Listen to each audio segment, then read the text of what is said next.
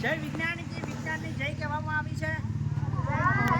જય જવાનની જવાન એટલે આપણા દેશનું રક્ષણ કરે છે એની જય કહેવામાં આવી છે। અને જય કિસાન યાની ખેડૂત।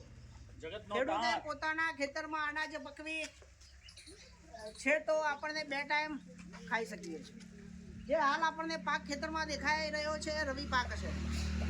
રવિ પાક નવેમ્બર ડિસેમ્બર મહિનામાં એને વાવવામાં આવે છે અને માર્ચ એપ્રિલ મહિનામાં એની લણણી આની કાપવામાં આવે છે પાક તૈયાર થાય એટલે। તો આપણે કમલેશભાઈને પ્રશ્નોત્તરી 2-3 કરીએ। કમલેશભાઈ, કેવા ખેતરમાં ઘઉંનો પાક તૈયાર થાય છે?